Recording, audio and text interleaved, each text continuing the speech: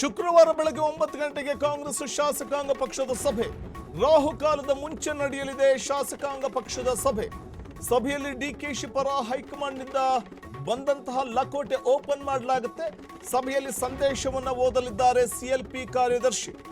ನಂತರ party letter ಹೆಡ್ನಲ್ಲಿ ಎಲ್ಲಾ ಶಾಸಕರ ಸಹಿ ಸಂಗ್ರಹ ಮಾಡಲಾಗುತ್ತೆ.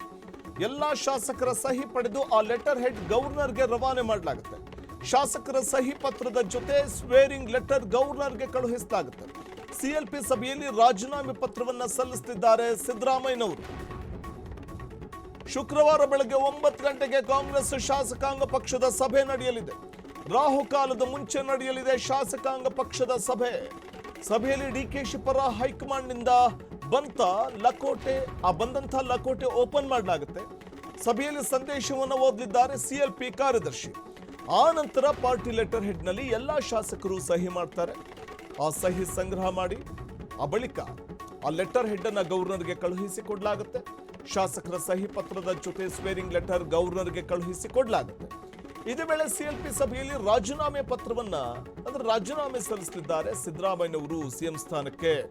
ಶುಕ್ರವಾರ ಬೆಳಗ್ಗೆ 9 ಗಂಟೆಗೆ ನಡೆಯುವಂತಹ ಈ ಒಂದು ಪ್ರಕ್ರಿಯೆ ಶಾಸಕಾಂಗ ಪಕ್ಷದ ಸಭೆ. ಅಲ್ಲಿ ಶಾಸಕರುಗಳ ಸಹಿ ಸಂಗ್ರಹ ಕಾರ್ಯ ಕೂಡ ಆಗುತ್ತೆ. ಈಗಾಗಲೇ ಸ್ಪಷ್ಟವಾದಂತಹ ಸಂದೇಶ ಹೈಕಮಾಂಡ್ನಿಂದ ಬಂದಿದೆ. ಸಿದ್ದರಾಮಯ್ಯನವರಿಗೆ ತಾವು ರಾಜೀನಾಮೆಯನ್ನ ನೀಡಿ ಅಂತ, ಇದೇ ವೇಳೆ ನೀವು ರಾಜ್ಯಸಭೆಗೆ ಬನ್ನಿ ಅಂತ. ಆದರೆ ರಾಷ್ಟ್ರ ರಾಜಕಾರಣದ ಬಗ್ಗೆ ಅಷ್ಟೊಂದು ಆಸಕ್ತಿ ಇಲ್ಲದ ಸಿದ್ದರಾಮಯ್ಯನವರು ರಾಹುಲ್ ಗಾಂಧಿಯವರಿಗೆ ನೇರವಾಗಿ ಹೇಳಿದ್ದಾರೆ, ಇಲ್ಲ ನನಗೆ ಆಸಕ್ತಿ ಇಲ್ಲ ರಾಷ್ಟ್ರ ರಾಜಕಾರಣದ ಬಗ್ಗೆ, ಏನಿದ್ರು ರಾಜ್ಯ ರಾಜಕಾರಣದ ಬಗ್ಗೆ ನನಗೆ ಆಸಕ್ತಿ ಇದೆ ಅಂತ ಹೇಳಿದ್ದಾರೆ. ನೋಡಿ ಯೋಚನೆ ಮಾಡಿ ಅಂತಂದಾಗ ನನಗೆ 2-3 ದಿನ ಟೈಮ್ ಕೊಡಿ ಅಂತ ಕೂಡ ಕೇಳ್ಕೊಂಡಿದ್ದಾರಂತೆ. ಈ ಎಲ್ಲ ಬೆಳವಣಿಗೆ ನಡುವೆ ನಾಡಿದ್ದು ಶಾಸಕಾಂಗ ಪಕ್ಷದ ಸಭೆ ನಡೆಯಲಿದೆ. ಶುಕ್ರವಾರ ಬೆಳಗ್ಗೆ 9 ಗಂಟೆಗೆ ಕಾಂಗ್ರೆಸ್ ಪಕ್ಷದ ಶಾಸಕಾಂಗ ಸಭೆ. ರಾಹುಕಾಲದ ಮುಂಚೆ ನಡೆಯುವಂತಹ ಸಭೆ ಇದು.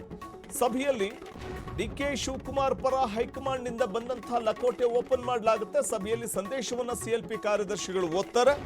ಆ ನಂತರದಲ್ಲಿ ಶಾಸಕರುಗಳು ನೋಡಿ ಎಲ್ಲಾ ಶಾಸಕರುಗಳು ಕೂಡ ಸಹಿ ಸಂಗ್ರಹಕ್ಕೆ ಎಲ್ಲಾ ಶಾಸಕರ ಸಹಿ ಸಂಗ್ರಹವನ್ನು ಪಡೆಯಲಾಗುತ್ತೆ. ಆ ಶಾಸಕರ ಸಹಿ ಪತ್ರದ ಜೊತೆ ಸ್ವೇರಿಂಗ್ ಲೆಟರ್ ಅನ್ನ ಗವರ್ನರ್ಗೆ ಕಳುಹಿಸಿಕೊಡಲಾಗುತ್ತೆ. ಸಿಎಲ್ಪಿ ಸಭೆಯಲ್ಲಿ ಇದೇ ವೇಳೆ ರಾಜೀನಾಮೆ ಪತ್ರವನ್ನು ಸಲ್ಲಿಸಲಿದ್ದಾರೆ ಸಿದ್ದರಾಮಯ್ಯನವರು. ಬಳಿಕ ರಾಜೀನಾಮೆ ಪತ್ರವನ್ನು ರಾಜ್ಯಪಾಲರಿಗೆ ಹಸ್ತಾಂತರವನ್ನ ಮಾಡಲಿದ್ದಾರೆ ಸಿದ್ದರಾಮಯ್ಯ. ರಾಜೀನಾಮೆ ಪತ್ರವನ್ನ ಹಸ್ತಾಂತರ ಮಾಡಲಿದ್ದಾರೆ ಸಿಎಲ್ಪಿ ಕಾರ್ಯದರ್ಶಿ. ಆ ಬಳಿಕ ಗವರ್ನರ್ರಿಂದ ಸಿಎಂ ರಾಜೀನಾಮೆ ಪತ್ರದ ಪರಿಶೀಲನೆ ನಡೆಯುತ್ತೆ. ಸಿಎಂ ರಾಜೀನಾಮೆ ಪತ್ರದ ಪರಿಶೀಲನೆಯನ್ನ ಲೋಕಭವನದಲ್ಲಿ ರಾಜ್ಯಪಾಲರು ಮಾಡ್ತಾರೆ.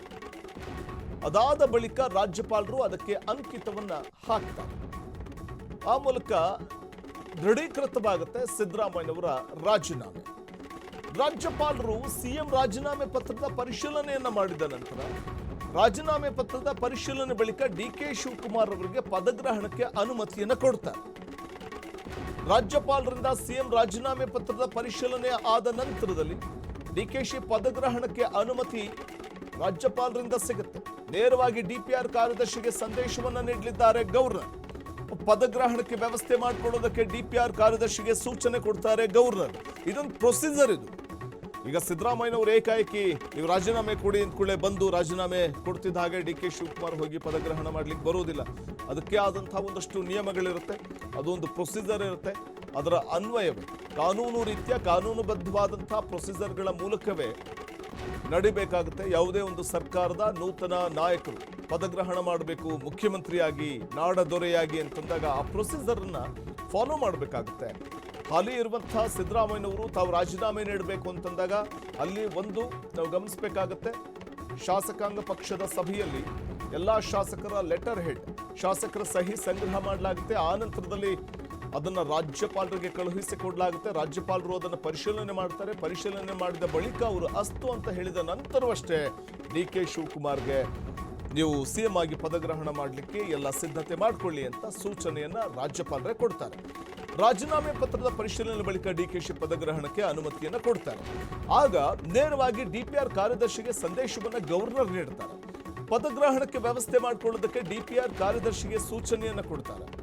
ಶುಕ್ರವಾರ ಸಂಜೆ ಡಿಕೆ ಶಿವಕುಮಾರ್ ಪದಗ್ರಹಣವನ್ನ ಮಾಡಲಿದ್ದಾರೆ ಅನ್ನುವಂಥ ಮಾಹಿತಿ ಇದೆ. ವಿಧಾನಸೌಧದ ಗ್ರ್ಯಾಂಡ್ ಸ್ಟೆಪ್ಸ್ ಬಳಿ ಡಿಕೆ ಶಿವಕುಮಾರ್ ಮುಖ್ಯಮಂತ್ರಿಯಾಗಿ ಪದಗ್ರಹಣವನ್ನು ಮಾಡಲಿದ್ದಾರೆ. ಅಂತೂ ಇಂತೂ ಇಷ್ಟು ದಿನಗಳ ಕಾಯುವಿಕೆಯ ಬಳಿಕ, ಸುಮಾರು 6 ತಿಂಗಳ ಕಾಯುವಿಕೆಯ ಬಳಿಕ ಡಿಕೆ ಶಿವಕುಮಾರ್ ಸಿಎಂ ಆಗುವಂತಹ ಕಾಲ ಸನ್ನಿಹಿತವಾಗಿದೆ. ಅಂತ ಒಂದು ಸ್ವೀಟ್ ಸುದ್ದಿಯನ್ನ, ನ್ಯೂಸ್ ಅನ್ನ ಹೈಕಮಾಂಡ್ ಕೊಟ್ಟಿದೆ ಡಿಕೆ ಶಿವಕುಮಾರ್ಗೆ.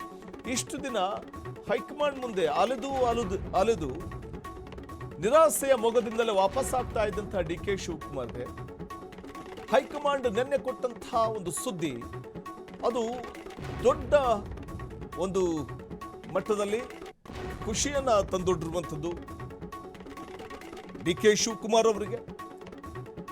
ಡಿಕೆ ಶಿವಕುಮಾರ್ ಪದಗ್ರಹಣಕ್ಕೆ ಸಿದ್ಧತೆಗಳನ್ನ ಮಾಡ್ಕೊಳ್ಳೋದಕ್ಕೆ ಒಂದ್ ಕಡೆ ರಾಜ್ಯಪಾಲರೇ ಹೇಳಿಬಿಡ್ತಾರೆ. ಪದಗ್ರಹಣಕ್ಕೆ ವ್ಯವಸ್ಥೆ ಮಾಡ್ಕೊಳ್ಳೋದಕ್ಕೆ DPR ಕಾರ್ಯದರ್ಶಿಗೆ ಸೂಚನೆಯನ್ನು ಕೊಡ್ತಾರೆ. ಹಾಗಾಗಿ ಡಿಕೆ ಶಿವಕುಮಾರ್ ಶುಕ್ರವಾರ ಸಂಜೆ ಪದಗ್ರಹಣವನ್ನ ಮಾಡುವ ಸಾಧ್ಯತೆ ಇದೆ. ವಿಧಾನಸೌಧದ ಗ್ರ್ಯಾಂಡ್ ಸ್ಟೆಪ್ಸ್ ಬಳಿ ಡಿಕೆಶಿ ಪಟ್ಟಾಭಿಷೇಕ ಆಗುತ್ತೆ. ಡಿಕೆಶಿಗೆ ಇದು ಫ್ರೀಡಂ ಟಿವಿಯಲ್ಲಿ ಡಿಕೆಶಿ ಪದಗ್ರಹಣದ ಪಕ್ಕಾ ಮಾಹಿತಿಗಳಿದು. ಪಕ್ಕಾ ಮಾಹಿತಿ ಇದು ಫ್ರೀಡಂ ಟಿವಿಯಿಂದ. ರಾಜೀನಾಮೆ ಪತ್ರದ ಪರಿಶೀಲನೆ ಬಳಿಕ ಡಿಕೆ ಶಿವಕುಮಾರ್ ಪದಗ್ರಹಣಕ್ಕೆ ರಾಜ್ಯಪಾಲರು ಅನುಮತಿ ಕೊಡ್ತಾರೆ. ಆ ಬಳಿಕ ನೇರವಾಗಿ DPR ಕಾರ್ಯದರ್ಶಿಗೆ ಸಂದೇಶ ನೀಡಲಿದ್ದಾರೆ ಗವರ್ನರ್. ಇನ್ನು ಪದಗ್ರಹಣಕ್ಕೆ ವ್ಯವಸ್ಥೆ ಮಾಡಿಕೊಳ್ಳೋದಕ್ಕೆ DPR ಕಾರ್ಯದರ್ಶಿಗೆ ಸೂಚಿಸುತ್ತಾರೆ. ಶುಕ್ರವಾರ ಸಂಜೆ ಡಿಕೆ ಶಿವಕುಮಾರ್ ಪದಗ್ರಹಣವನ್ನ ಮಾಡಲಿದ್ದಾರೆ. ವಿಧಾನಸೌಧದ ಗ್ರ್ಯಾಂಡ್ ಸ್ಟೆಪ್ಸ್ ಬಳಿ ಡಿಕೆ ಶಿವಕುಮಾರ್ ಪಟ್ಟಾಭಿಷೇಕಕ್ಕೆ ಮುಹೂರ್ತ ಕೂಡ ಫಿಕ್ಸ್ ಆಗುತ್ತೆ. ಇದು ಫ್ರೀಡಂ ಟಿವಿಯಲ್ಲಿ ಡಿಕೆಶಿ ಪದಗ್ರಹಣದ ಪಕ್ಕಾ ಮಾಹಿತಿಗಳಿವೆಲ್ಲವೂ ಕೂಡ. ರಾಜ್ಯಪಾಲರಿಂದ ಸಿಎಂ ರಾಜೀನಾಮೆ ಪತ್ರದ ಪರಿಶೀಲನೆ ಆದ ಬಳಿಕ, ರಾಜೀನಾಮೆ ಪತ್ರದ ಪರಿಶೀಲನೆ ನಂತರದಲ್ಲಿ ಡಿಕೆಶಿ ಪದಗ್ರಹಣಕ್ಕೆ ಅನುಮತಿ ಸ್ವತಃ ರಾಜ್ಯಪಾಲರೇ ಕೊಡ್ತಾರೆ. ನೇರವಾಗಿ DPR ಕಾರ್ಯದರ್ಶಿಗೆ ಸಂದೇಶ ನೀಡಲಿದ್ದಾರೆ ಗವರ್ನರ್. ಪದಗ್ರಹಣಕ್ಕೆ ವ್ಯವಸ್ಥೆಯನ್ನು ಮಾಡಿಕೊಳ್ಳಿ ಅನ್ನುವಂಥ ಸೂಚನೆಯನ್ನು ಕೂಡ ನೀಡಲಾಗುತ್ತೆ DPR ಮೂಲಕ. ಇನ್ನು ಶುಕ್ರವಾರ ಸಂಜೆ ಡಿಕೆ ಶಿವಕುಮಾರ್ ಪದಗ್ರಹಣವನ್ನು ಮಾಡಲಿದ್ದಾರೆ. ವಿಧಾನಸೌಧದ ಗ್ರ್ಯಾಂಡ್ ಸ್ಟೆಪ್ಸ್ ಬಳಿ ಡಿಕೆಶಿಗೆ ಪಟ್ಟಾಭಿಷೇಕವಾಗುತ್ತೆ. ಫ್ರೀಡಂ ಟಿವಿಯಲ್ಲಿ ಡಿಕೆಶಿ ಪದಗ್ರಹಣದ ಪಕ್ಕಾ ಮಾಹಿತಿ ಇದು. ಈ ಹಿಂದೆ 20ನೇ ತಾರೀಕು, ಇದೇ ತಿಂಗಳ 20ನೇ ತಾರೀಕು ಪ್ರಕಟವಾಗಿದ್ದಂಥ ಸುದ್ದಿ, ಈ ತಿಂಗಳ ಅಂತ್ಯದ ವೇಳೆಗೆ ಸಿದ್ದರಾಮಯ್ಯನವರು ತಮ್ಮ CM ಸ್ಥಾನಕ್ಕೆ ರಾಜೀನಾಮೆಯನ್ನು ಕೊಡಬೇಕಾಗಿ ಬರುತ್ತೆ ಮತ್ತು ಉಪಮುಖ್ಯಮಂತ್ರಿಯಾಗಿರುವಂಥ ಡಿಕೆ ಶಿವಕುಮಾರ್ ಮುಖ್ಯಮಂತ್ರಿಯಾಗಿ ಪಟ್ಟಾಭಿಷೇಕಕ್ಕೂ ಕೂಡ ಈ ತಿಂಗಳೇ ಒಂದು ಅಂತಿಮವಾದಂಥ ನಿರ್ಧಾರ ಹೈಕಮಾಂಡ್ ಮೂಲಕ ಪ್ರಕಟವಾಗಲಿದೆ ಅಂತ ಫ್ರೀಡಂ ಟಿವಿ ಒಂದು ಬಿಗ್ ಬ್ರೇಕಿಂಗ್ ನ್ಯೂಸ್ ಅನ್ನ ನಮ್ಮ ಜನತೆಗೆ ನೀಡಿತ್ತು. ರಾಜ್ಯದ ಜನತೆಗೆ ಆ ಒಂದು ಬಿಗ್ ಬ್ರೇಕಿಂಗ್ ನ್ಯೂಸ್, ಬಹಳ ಎಕ್ಸ್ಕ್ಲೂಸಿವ್ ಆಗಿ ನೀಡಿದ್ದಂತಹ ಒಂದು ಸುದ್ದಿ ಇದೀಗ ನಿಜ ಆಗಿದೆ. ಇದು ಫ್ರೀಡಂ ಟಿವಿಯ ಪಕ್ಕಾ ರಾಜಕೀಯ ಲೆಕ್ಕಾಚಾರದ ಸುದ್ದಿ. ಮೇ 20ನೇ ತಾರೀಕಿಗೆ ಪ್ರಕಟಗೊಂಡಿದ್ದಂತಹ ಸುದ್ದಿ ಕೊನೆಗೂ ಕೂಡ ನಿಜ ಆಗಿದೆ. ಇನ್ನು ಈಗಾಗಲೇ ನಿನ್ನೆ ನಡೆದಂಥ ಬೆಳವಣಿಗೆ, ಹೈಕಮಾಂಡ್ ಈಗಾಗಲೇ ಸೂಚನೆ ಕೊಟ್ಟಿರೋದ್ರಿಂದ ರಾಜೀನಾಮೆ ನೀಡುವಂತಹ ಒಂದು ನಿರ್ಧಾರಕ್ಕೂ ಕೂಡ ಬಂದಿದ್ದಾರೆ. ರಾಹುಲ್ ಗಾಂಧಿಯವರ ಸೂಚನೆಯ ಮೇರೆಗೆ ಸಿದ್ದರಾಮಯ್ಯನವರು. ಆ ನಂತರದಲ್ಲಾಗುವಂಥ ಬೆಳವಣಿಗೆಗಳು ಅಂತಂದರೆ, ರಾಜೀನಾಮೆ ಪತ್ರವನ್ನು ಗವರ್ನರ್ಗೆ ಕಳುಹಿಸಿದ ನಂತರದಲ್ಲಿ ಗವರ್ನರ್ ಅದನ್ನು ಪರಿಶೀಲನೆ ಮಾಡ್ತಾರೆ. ಪರಿಶೀಲಿಸಿದ ನಂತರದಲ್ಲಿ ಡಿಕೆ ಶಿವಕುಮಾರ್ಗೆ CM ಆಗಿ ಪಟ್ಟಾಭಿಷೇಕಕ್ಕೆ ಅನುವು ಮಾಡಿಕೊಡ್ತಾರೆ ರಾಜ್ಯಪಾಲರು. ಆ ಬಳಿಕ ಡಿಕೆ ಶಿವಕುಮಾರ್ ವಿಧಾನಸೌಧದ ಒಂದು ಗ್ರ್ಯಾಂಡ್ ಸ್ಟೆಪ್ಸ್ ಮುಖ್ಯಮಂತ್ರಿಯಾಗಿ ಅಧಿಕಾರದ ಗದ್ದುಗೆಯನ್ನು ಏರ್ತಾರೆ. ವಿಧಾನಸೌಧದ ಗ್ರ್ಯಾಂಡ್ ಸ್ಟೆಪ್ಸ್ ಬಳಿ ತಾವು ಅಧಿಕಾರವನ್ನ ಅಥವಾ ಮುಖ್ಯಮಂತ್ರಿಯಾಗಿ ಪದಗ್ರಹಣ ಮಾಡ್ತಾರೆ. ಫ್ರೀಡಂ ಟಿವಿಯಲ್ಲಿ ಡಿಕೆಶಿ ಪದಗ್ರಹಣದ ಇಂಚಿಂಚು ಮಾಹಿತಿಗಳು ನಾವು ಕೊಡ್ತಾ ಇರುವಂಥದ್ದು. ವಿಧಾನಸೌಧದ ಗ್ರ್ಯಾಂಡ್ ಸ್ಟೆಪ್ಸ್ ಬಳಿ ಡಿಕೆಶಿ ಪಟ್ಟಾಭಿಷೇಕ ನಡೆಯುತ್ತೆ ಶುಕ್ರವಾರ ಸಂಜೆ. ಫ್ರೀಡಂ ಟಿವಿಯಲ್ಲಿ ಡಿಕೆಶಿ ಪದಗ್ರಹಣದ ಪಕ್ಕಾ ಇನ್ಫಾರ್ಮೇಶನ್ ಇದು, ಪಕ್ಕಾ ಮಾಹಿತಿ, ಪಕ್ಕಾ ರಾಜಕೀಯ ಲೆಕ್ಕಾಚಾರದ ಸುದ್ದಿ. ಏನೆಲ್ಲ ನಡೆಯುತ್ತೆ ಕಾಂಗ್ರೆಸ್ ಪಡಸಾಲೆಯಲ್ಲಿ ಅನ್ನುವಂಥ ಪಕ್ಕಾ ರಾಜಕೀಯ ಲೆಕ್ಕಾಚಾರದ ಸುದ್ದಿಯನ್ನ ಫ್ರೀಡಂ ಟಿವಿ ಕೊಡ್ತಾ ಇದೆ. ಡಿಕೆಶಿ ಪದಗ್ರಹಣದ ಪಕ್ಕಾ ಮಾಹಿತಿಯನ್ನ ನಿಮ್ಮ ಮುಂದೆ ಇಡ್ತಾ ಇದೆ ಫ್ರೀಡಂ ಟಿವಿ ವೀಕ್ಷಕರ.